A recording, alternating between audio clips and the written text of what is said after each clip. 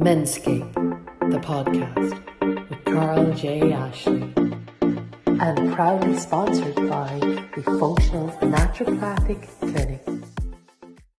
Good afternoon, and thanks for joining us. The MenScape podcast brought to you by the Functional Naturopathic Clinic in Ennis. Our guest today is Jeffrey Allen. Good evening, Jeffrey. Wherever in the world you are yourself, how are things? Great, Carl, and thanks very much for asking me to be on and to be a part of this. Okay. Yeah, whereabouts are you chatting to us from? I'm based between Compita and Torux in the Malaga region in Spain at the moment. You know, an absolutely lovely place. I just finished my workout, jumped in the pool, jumped in the shower, and then jumped into my clinic.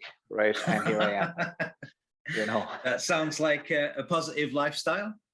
It's lovely. Yeah, it's lovely. And believe it or not, right, it's there for everyone. But there's so many things that people use to hold them back. You know, I don't use that. And if I do get caught out, right, I probably will again at some stage, right. Well, I will have lived my life the way I absolutely wanted it. You know what I mean? And yeah, that's it. You know. So what I am, Carl, right? I am effective. Yeah. I can deal with things that come my way, right, and not afraid to have those things coming my way, you know. So for the benefit of anyone else in the MenScape group that doesn't know you, tell us who you are and what you do and how it's going for you. Well, right. I'm Jeff Allen. I'm Irish. I'm ex-military, ex-special forces. I'm a life coach, a sports therapist, a fitness instructor, and I'm now living in Spain. At the moment, I'm not really doing a lot of work in my clinic because I'm working on becoming a resident here in Spain, and then I'll walk away at that. But what I am doing a lot of online courses called the Modern Day Survival Guide. So I feel that we as a human race are starting to become a little bit lacking, right? You have this idea, right? If there's an alien invasion, right, we are going to be swatted out of it, right? Because we're lacking resilience, we're lacking understanding, we're lacking communication. Everything has been autopilot, been reactive, all that kind of stuff. So my course is called the Modern Day Survival Guide. Okay. And the reason it's called the Modern Day Survival Guide is because like the old hunter where they had their fight or flight, it's different now, and what they were looking for fire, shelter, food and water. We have all that now, and believe it or not, back in those days it took a lot of character to get something like that. That was Maslow's hierarchy of needs, was it? Yeah, so we don't really need to have character anymore to get what we really need. And then the thing about it, right, is that it's all about the car, the house, the mortgage, the education, you know. And I don't think it should really be like it should be. It could be like that if you had put the work in on yourself, you know what I mean. But we're not doing that. It's all ticking boxes now, and I don't think that's good enough, you know. So. And is there any particular group you work with, like young men or guys? Well, right, I have worked with absolutely. First of all, right, people say, you know, you can't be something to everybody, right? But the thing about it, right, is that what I'm offering the soft skills. So, in other words, what you're looking at is you're looking at a guy going into corporate, or you're looking at a guy in high performance. You're looking at a guy going to his job. You're looking at a guy getting married. You're looking at a guy going to university. What you need to do, right, is you need to address that guy before he steps over the line to get married, to work in that corporate job, to do this, to do that, right? And they don't do that work. And then when they step over into that line, all they learn is they don't learn the soft skills. They learn what they're there to do. But where are they going to find you, or where are they going to hear about you?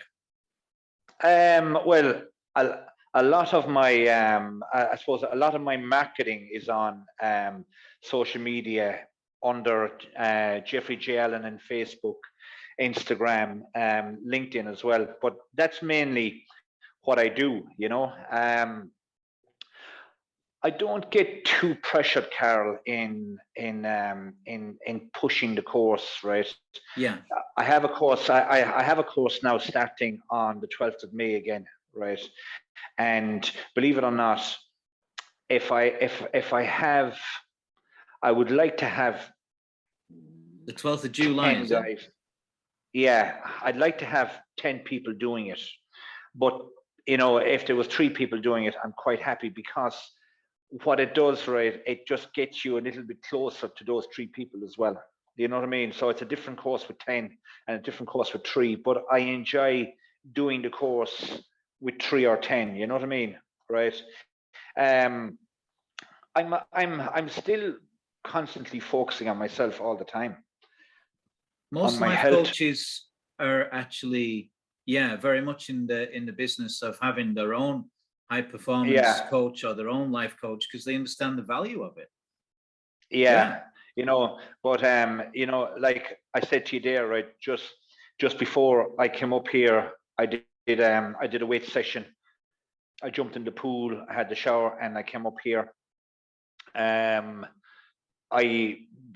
still listen to audiobooks. There's some fantastic books out there, right? So I'm constantly. I'm going to ask you about books in a while, actually, because we have a little section on books that you'd recommend, or books that changed your life.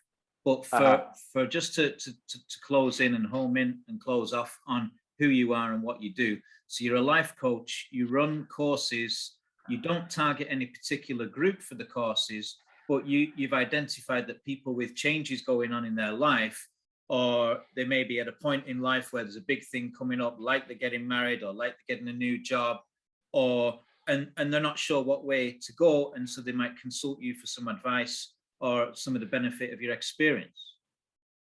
Yeah, the way I would look at it, right?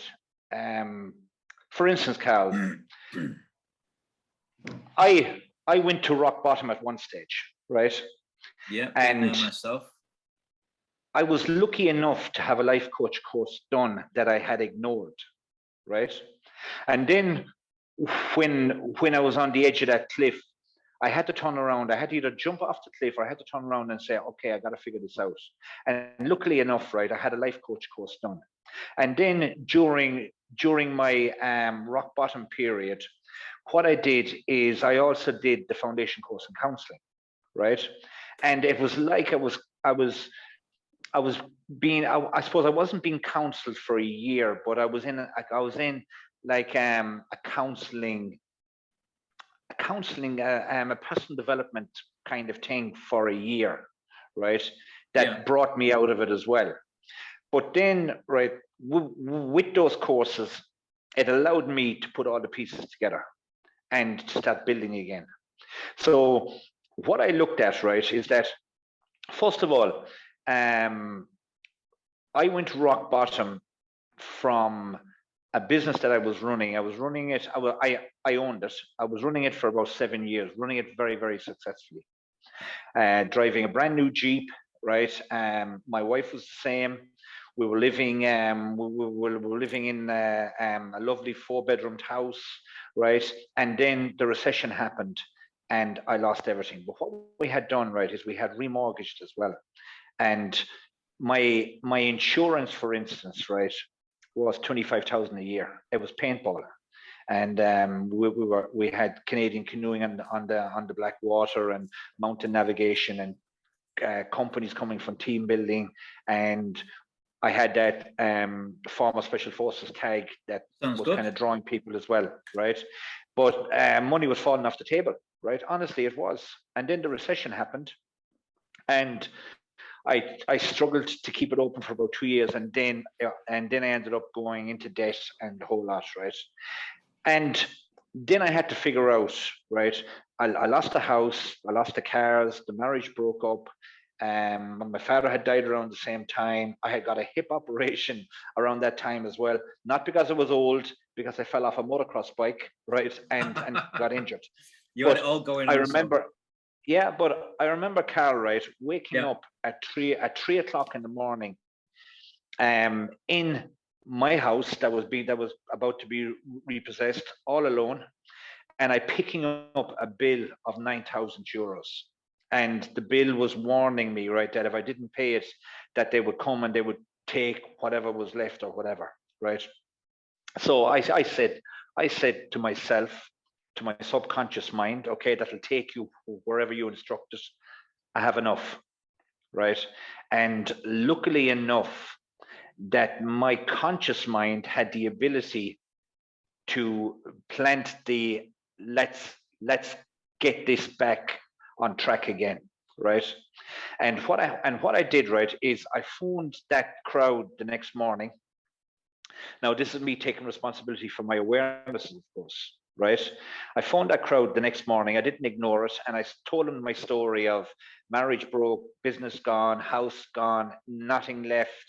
And first of all, the guy apologized. He said that was sent by a computer, right? And he gave me he gave me a guy's number to, no, I gave me a guy's email to write to. So I wrote the email, the same story.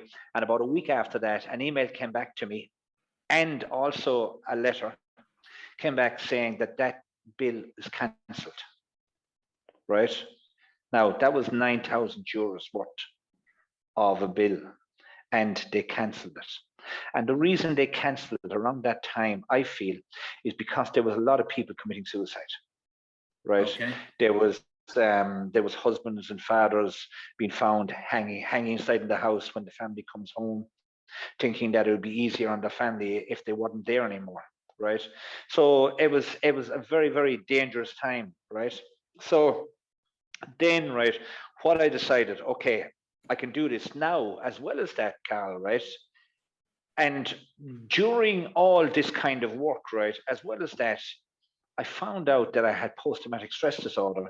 But I had post-traumatic stress disorder. Are you ready for this? Now, I have been in the jungles of East Timor. I have bodyguarded over the world. I have trained troops in Somalia, all this kind of stuff. And I had post-traumatic stress disorder from the postman. From the right? postman?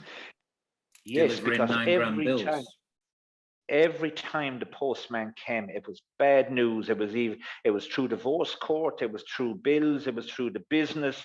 Everything was bad, bad, bad, bad. So when I used to see the postman, right, I used to get stressed out. And how I found out that, once I had got on my feet and once I became successful again, I was just sticking my nose into a kind of a mental health type clinic, and they were having a meeting.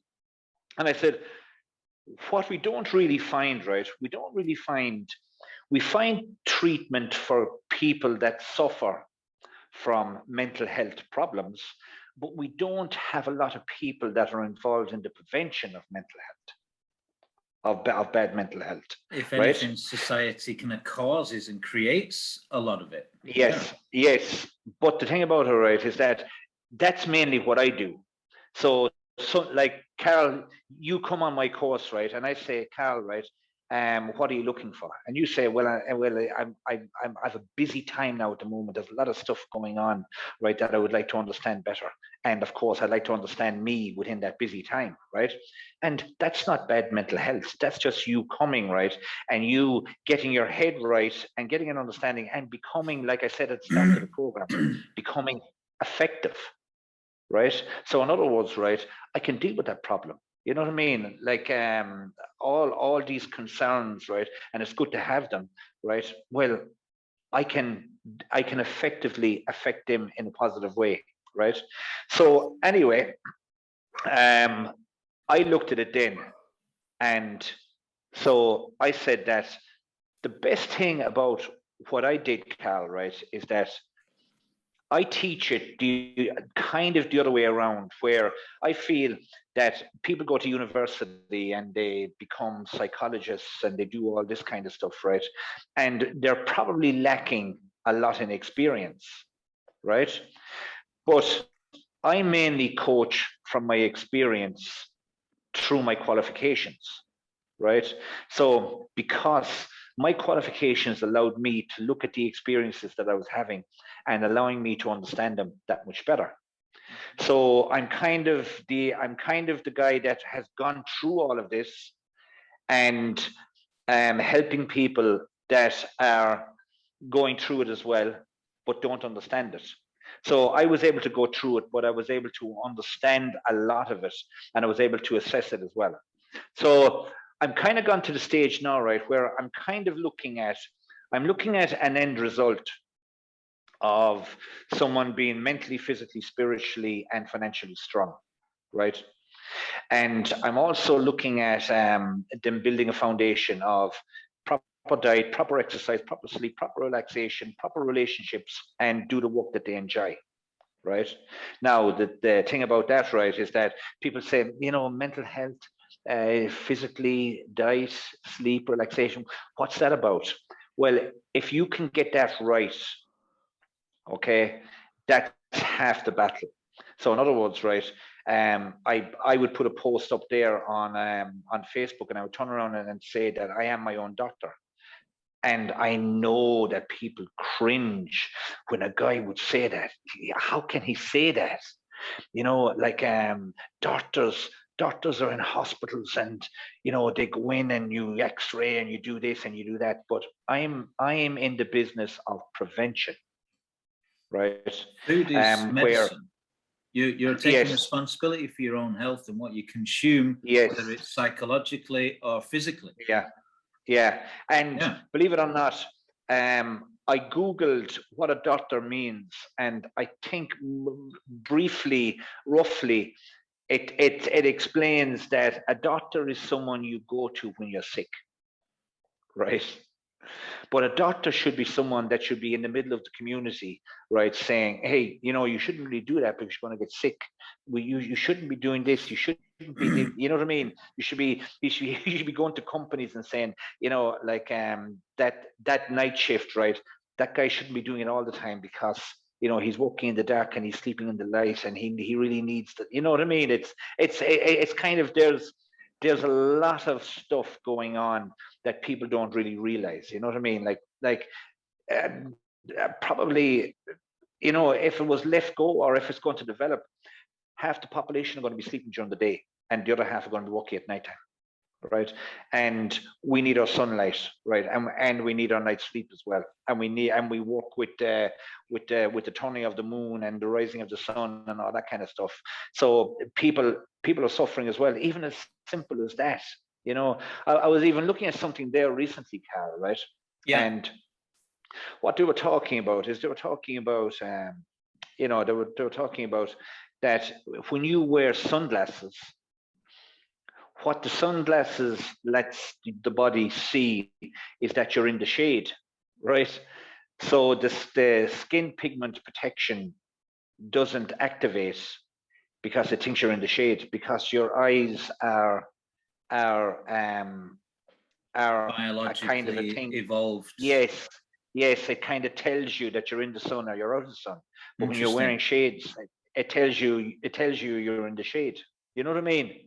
So there's kind of a lot of it's just that I find the human body so much interest. It's so interesting, right? And in such a way as well, right, that a guy playing tennis,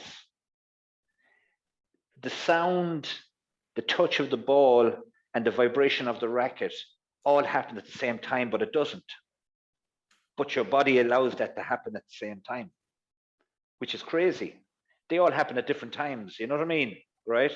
But what I've really kind of dug into, and what I've really looked at, I've really looked at the conscious and the subconscious mind, right? And I think it's absolutely fantastic to understand this and to believe it, right? So in other words, right, what you're looking at is you're looking at the subconscious mind, that is the operating system that takes you to where you want to go. It doesn't ask, it doesn't question, and it doesn't have a sense of humor. So I would sit with people, or with a group of people, right? And they'd be sitting down there, and someone would say, "Do you know something, right? I'm the worst footballer here." And I would say to him, "Don't say that, right? Don't say that, because then you will be, right? Or I'm stupid. Don't say that, because then you will be." And then I kind of explained it to them, and they go, "Oh yeah, I didn't know," but they don't take it in. You know what I mean? So it's So all you work about with people on mindset and positive yes, affirmations and yeah, understanding yeah, that their conscious self-talk does in yeah. fact have an impact on the reality that they create for themselves. Yes, but it's they're dealing with the subconscious mind, right? So the way I look at it, and I'll give you two ideas of it, right? First of all, let's look at a car. A car is an operating system. It'll take you to wherever you want to go, right? So you turn on the ignition, right? You turn on the radio, and you put it in gear, you grab the steering wheel, and off you go, right? Mm-hmm. That's what the subconscious mind is. It's an operating system. So whatever you plant or whatever you do, it'll take you wherever you want to go. So you're looking at the conscious mind then, right, being a captain on a ship, for instance. And I'm sure you've had this before, Carl, right? A captain on a ship, and he sees an iceberg, and he says, "Full speed ahead, fuck the iceberg," right? Excuse the language. And the crew, "Full speed ahead and fuck the iceberg," excuse the language again, right? But the thing about it, right, they don't question the orders of the captain, right? Now, the captain is the conscious mind. So the captain is after telling the subconscious mind, "Full speed ahead, beep the iceberg," right? And that's exactly what they do. Now, the thing about it, right, is that the conscious mind is now the bodyguard to the subconscious mind. So the development of the conscious mind is what plants the seeds. And the development of the conscious mind is what fertilizes those seeds. So I try to figure out then as well, right? Okay, Carl doesn't believe he's successful. Now, the most important thing that Carl's got to believe, right, is that he's successful. Because then Carl can plant the successful seed and he can fertilize it as well. So it's easy to plant the seed, but to fertilize it is the problem. You've got to believe in what you're planting. So if someone says, "I'm successful," and they say, "Oh well, I'm not really, I should look at that car and look at the car that I'm driving, and I'm really, so they're not fertilizing it, so it doesn't happen." So I try to get their head around it, right? And so I say to them, "Do you know when you wake up in the morning and you get your first conscious breath? In other words, the subconscious mind has been keeping you alive during your sleep, right? It works all the involuntary muscles, right? Mm-hmm. And once you wake up, the conscious mind clicks back on again. And the conscious mind then turns those involuntary muscles into voluntary muscles." And how you know that, right? Do you know if you're suffering from anxiety, your heart rate goes higher, right? If you get a fright, your breathing goes faster, right? That's your conscious mind. Okay, so your conscious mind takes over. So the first breath that you take in the morning, right, is conscious, and that's success. And once you take that breath, you take another one, and you take another one, and you take another one. So you're successful. So it's a simple idea to believe that you're successful. So when you turn around and you say to the subconscious mind, "Hey, I'm successful." And do you know something? I believe it. And the reason I believe it is because I take a breath, and I take another breath, and I take another breath, and that's success. Now you can fertilize that seed. Now the subconscious mind is taking you in the direction of success. So then when you turn around, right, and I give an example. When I was doing Army Ranger selection, there was 98 on my selection course. And at the end of the 30 days, there was only 11 left. So my selection course has a fail rate of between 90 to 94%. It's not for everyone. it's for everyone, Carl, right? But it's for everyone when they get themselves right. So not everyone's able for it. Like give me a guy for 2 weeks. Now he would have to be physically fit, right? And I would give him the concepts that he could buy into, and that would get him on the course and get him through the course. But So he would have to buy into it as well. I'm just conscious of the time running away from us as well. Do you have a website that you would direct people towards for anyone doing your next course? I don't have a website yet, Carl.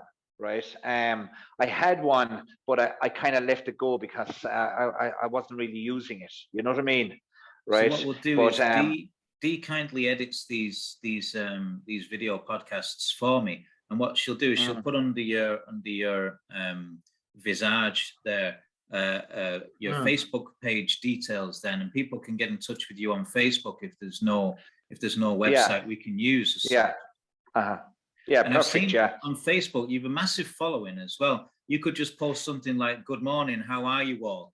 and you've got like 150 likes and 200 comments and stuff. You've cultivated a massive following. Yeah. Is that over a lot of time, or is that just through this pursuit of excellence? Well, believe it or not, Carl, right? It's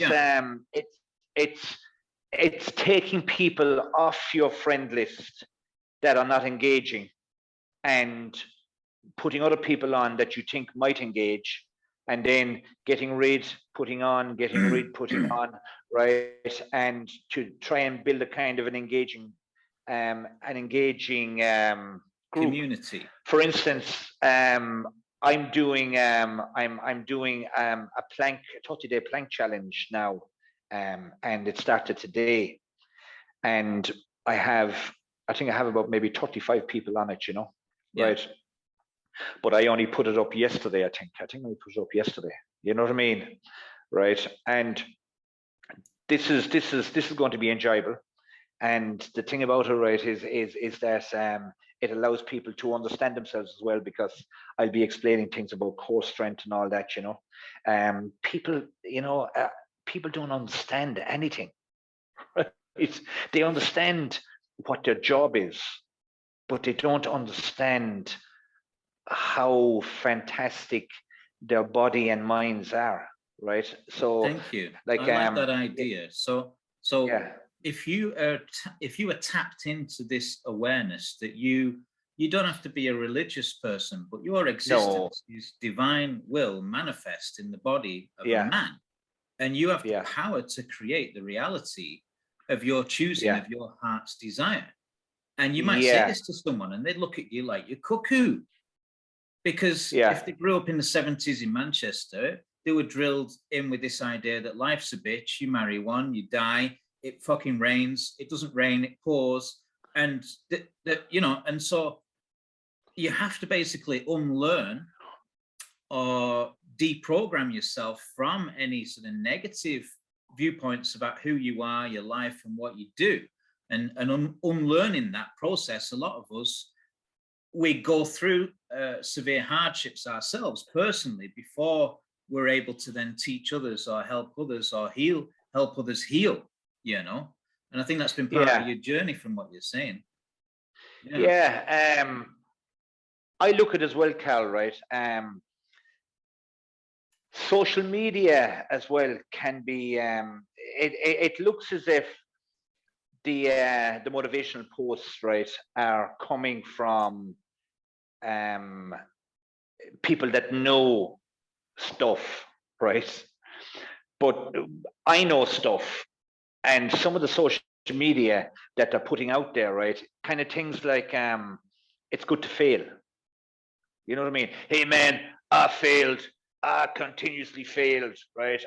I'm a failure or whatever, right?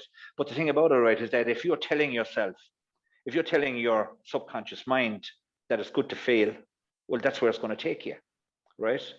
So it's the belief. I remember doing a program. Hang on a second, because that's an interesting point there. And to qualify that, you might take someone like Michael Jordan, and he might say, well, I failed to get the basketball in the hoop more times than anybody else. So I'm the biggest failure there is. And all success is built on failure. But he's not telling himself he's a failure. He's just aware that losing the fear of failure is what ultimately the platform of success is built upon. Is that fair to say? Yeah. I look at it in such a way, right, that this is all words now as well, right? And words go into the operating system, right? And the thing about it, right, is that give me the child until he's 7, and I will show you the man or the woman, right? But now it's kind of changed a little bit slightly. Show me the parents of the child until the child is 7, and I will show you the man or the woman, because the parents the parents are not the great guardians anymore. They're a kind of the parenting role also is a part of social media or whatever, right? So behavioral psychology was described as the science of pulling habits out of rats. But what you said there was a quote by B.F. Skinner, who was a famous behavioral psychologist, right? Yeah, right. But you could nearly change that saying now. In other words, show me the parents of the child from 1 to 7, and I will show you the adult. You know what I mean? So you're doing work with parents as well as teenagers. I'm doing work with individuals that are parents. Yeah. Right.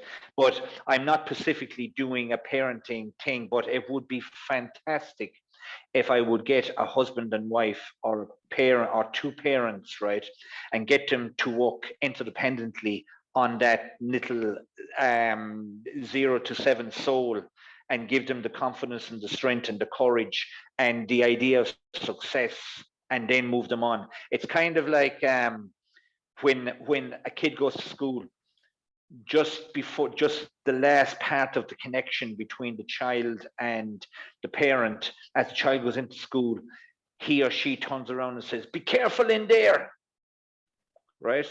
And that's because the parent loves the child, of course, right?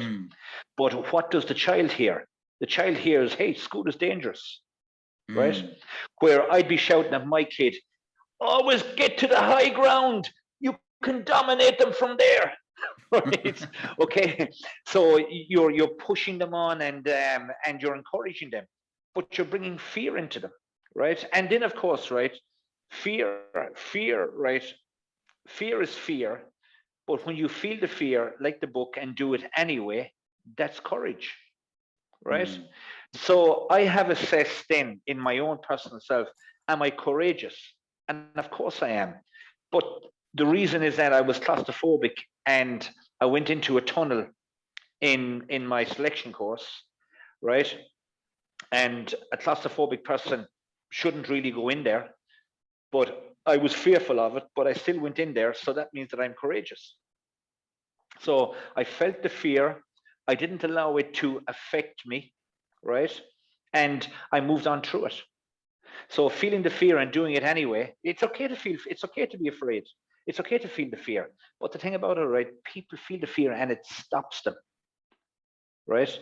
And even now, it's a kind of a way, even before they feel the fear, they anticipate the fear. So they don't even get the feeling of fear. They anticipate it and they don't do it. You know what I mean? So it's kind of, Carl, it's massive. What I'm hearing here is you're working with people, helping them remove blocks and helping them step into being the best version of themselves they can be. And there's very much an ethos of that in the MenScape group, which is, we created during the lockdown when we didn't have restaurants and pubs open and what have you. And it's been a great platform for sharing advice and tips and wisdom and what have you for the gents in the group. And I love that you're on that page. So I'm going to be more than happy to promote you and your course to the gents in the group. Without further ado, I want us to jump into a quick 1-minute quick fire round where I'm just going to pepper you with a couple of questions, most of which you might have answered already, actually, out of interest. Have you ever driven a Ferrari?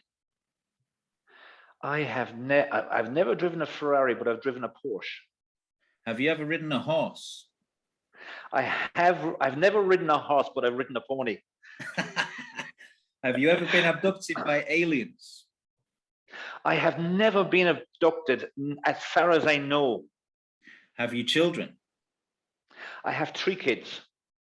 Have you ever eaten an insect? I have eaten insects, but by accident. Have you ever walked on hot coals?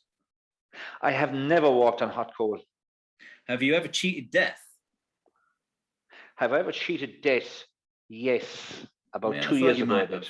You look like the kind of guy that if you're training in East Somalia or East Timor, was it? Yeah. Have you ever jumped out of a plane? Oh, I've jumped out of a plane a couple of times, and it was very silly, but it was a perfectly good plane. Have you ever done public speaking? I have done public speaking. Excellent. And finally, have you ever written a book? I have written a book. Yeah. And my book is From Ranger to Civilian, the Modern Day Survival Guide. Have you got a copy there? Plug yourself. I didn't know you were going to ask me about that. Don't worry. I have one down. It's fine. If you've got one to hand. Do I have one in my? No, I haven't. I have it below. I have it downstairs. I won't run down and get it now. It'll take me 10 minutes. Congratulations. Anyway. Thank you very much. Yeah. Yeah, it's a big achievement to write your own book. Yeah. So that'll take us nicely into we met through a book club that you were organizing online. Yeah. Actually. Yeah. What are your favorite books, and are there any books that you'd recommend to people other than your own? I think at times, right, that a book falls into your hand, and the book that falls into your hand is the book that you should read, right? And that's a definite, right? I read Destiny of Souls. Have you ever heard of that, Carl? Who's the author name? Oh, if you're asking me authors now, right? I'm sorry, right? Oh, we can find out. Destiny of Souls. Destiny of Souls, right? A fantastic book. It's like past life progressions where a guy, a very well-to-do, I think he has about a 2-year waiting list on hypnotism, right? But what he does, right, is he takes people back into past lives and all that. And it's like the questions that you asked me there, Carl, right? He asks them a series of questions, and always they all have the same answers, right? And it's about coming onto the planet to learn. And I've just Googled it now whilst you were chatting. It says Destiny of Souls is a book by Michael Newton, published in 2000. Yes. He was a hypnotherapist who claimed to have developed his own age regression technique, and it was awarded most outstanding metaphysical book of the year. Yeah. Nice one, Jeffrey.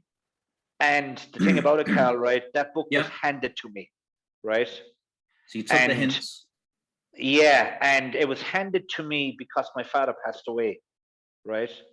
And there was a small bit of anger, a small bit of confusion, and it shouldn't have happened, right? But it happened.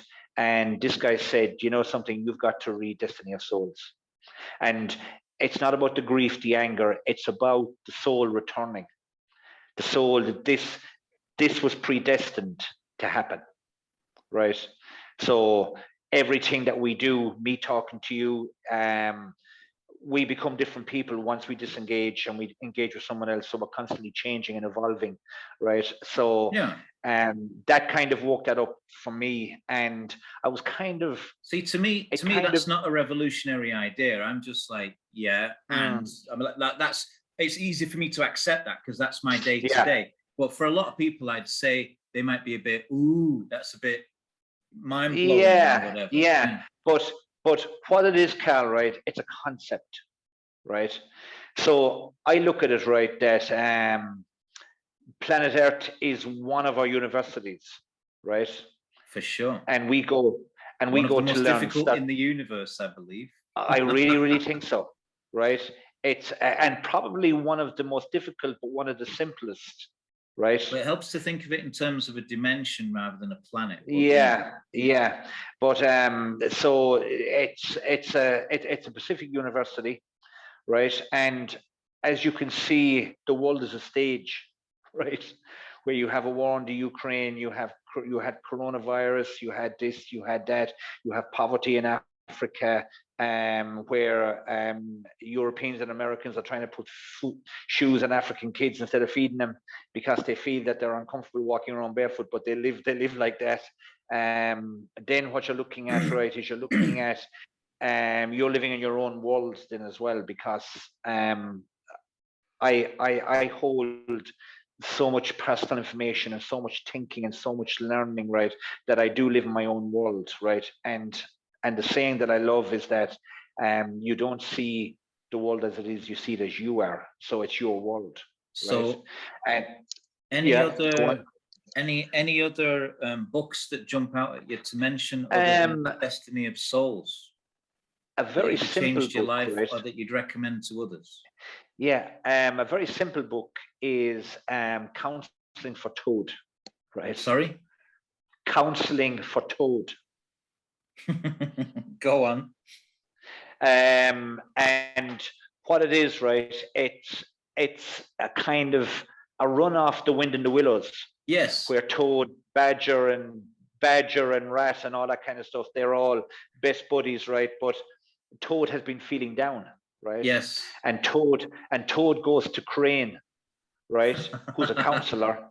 And Toad talks through all these problems, and Crane turns around and teaches him proper ways of looking at stuff and understanding himself and all that kind of stuff, right? Brilliant. It's a fantastic book. I like right? that. Yeah. And then, of course, the 4 Agreements. Don Miguel Ruiz. Yes. Give my pronunciation.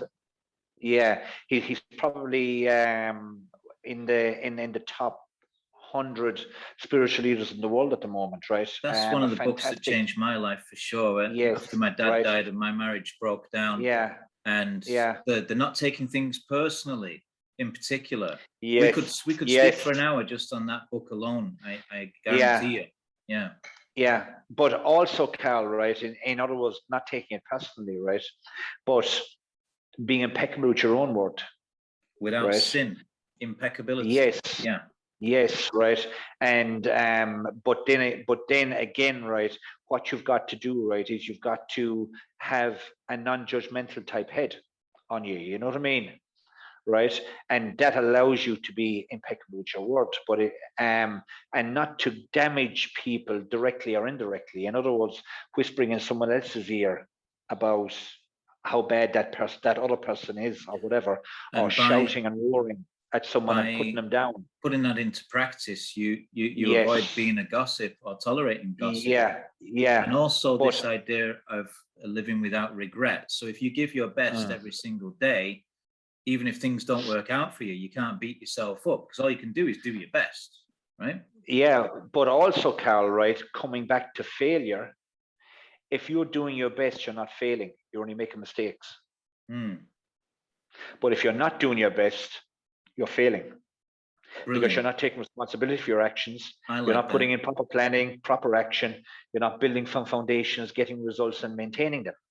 So we've got the 4 Agreements, Jeffrey. We've got Destiny of Souls, and we've got Counselling for Toad.